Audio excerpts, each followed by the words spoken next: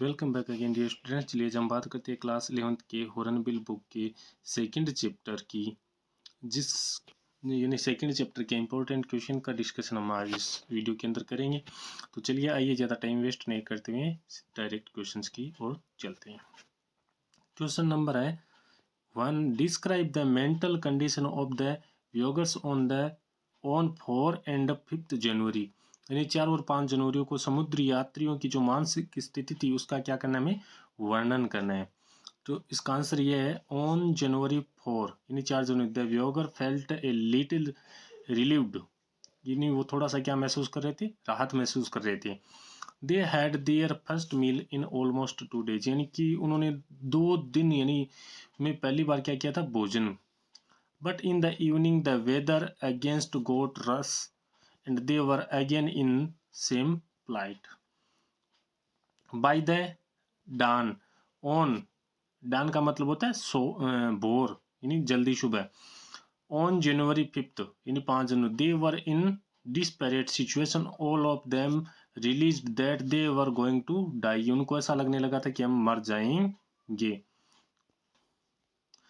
Right about the first leg of their journey, यानी उनकी journey की प्रथम चरण के बारे में बताना है। The first leg of journey in which covered they covered 1,05,000 kilometre, passed presently as they reached Cape Town, यानी उन्होंने 1,05,000 किलोमीटर की दूरी तय की और केप टाउन यानी एकदम शांतिपूर्वक पहुंचने के बाद समाप्त हो गई थी। ठीक है, इसका सेकंड पर्सन है Why was the captain alarmed while facing the gales, यानी प्रचंड समुद्री हवाओं का सामना करते हुए समय कप्तान ने किस बात से है ना वो चौंक गया था। While facing the gales, the captain was alarmed by the size of the waves which were up to 15 meters high, यानी जो 15 मीटर ऊंची जो लहरें आ रही थी ना समुद्री, उनसे क्या हो गया था, उन लहरों का आकार देखकर चौंक गया था। ठीक है, फिर थर्ड क्वेश्चन है When had how did the first indication of the impending disaster come, यानी आसन विपदा आने वाली अशुभ विपत्ति का प्रथम संकेत कब और कैसे आया था उनके पास।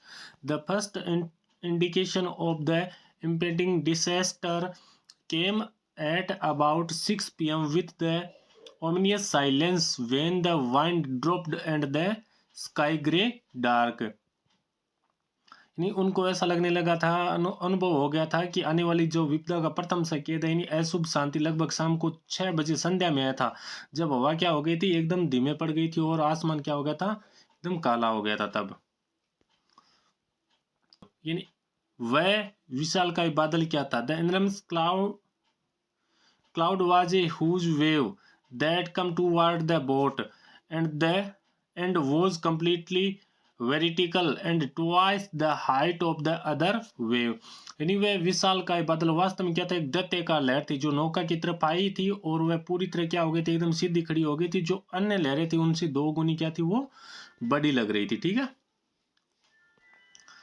पर थर्ड पर्सन है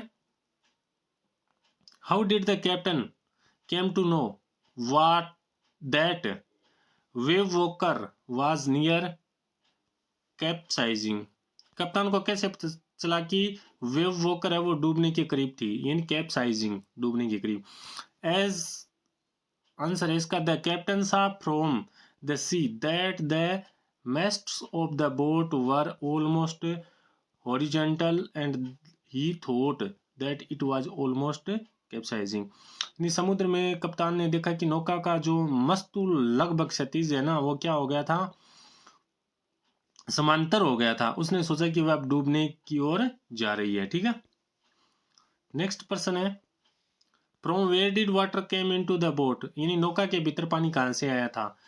the star board side and the hull of the boat were badly damaged and water was spilling into the boat, यानी नौका का दायां भाग पूरी तरह क्या हो गया था, एकदम क्षतिग्रस्त हो गया था, उसके कारण नौका में पानी आ गया था।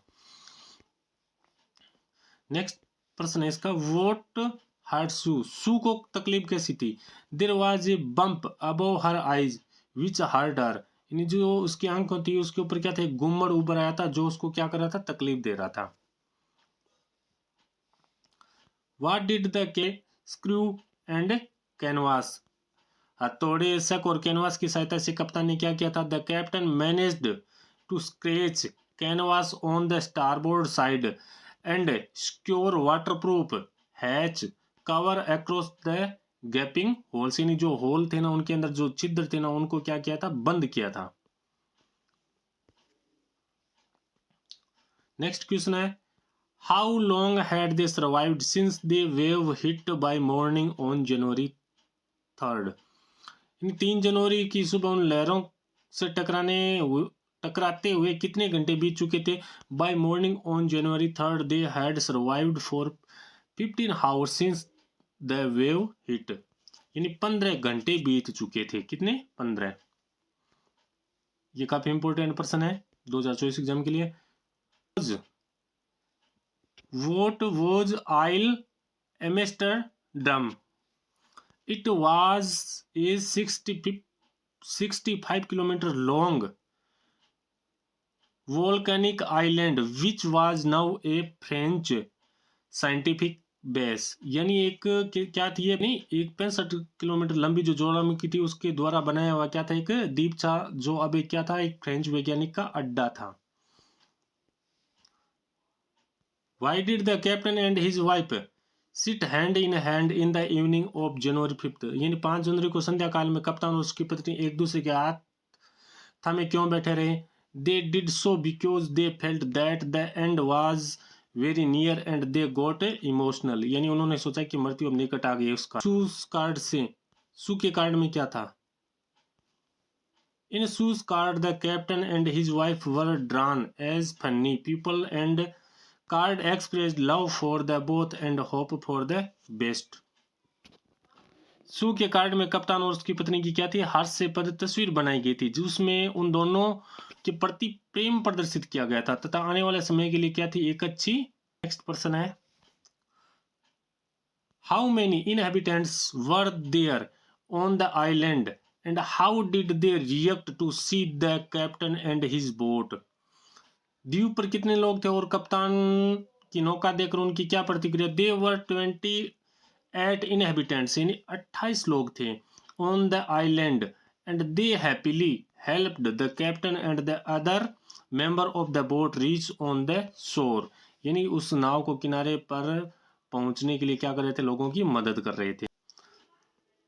नेक्स्ट प्रश्न है when did the narrator set out of his journey and who accompanied him, लेखक ने अपनी यात्रा कब शुरू की थी और उसके साथ कौन थे? The narrator, his wife Mary, his 6-year-old son Jonathan and his 7-year-old daughter Suzanne set out of their journey in July 1976, यानी 1976 के अंदर उन्होंने अपनी यात्रा शुरू की थी। उसमें लेखक था, लेखक की पत्नी थी और उनका 6 वर्षीय पुत्र यानी जोनाथन था और उनकी 7 वर्षीय बेटी सुजैन भी थी।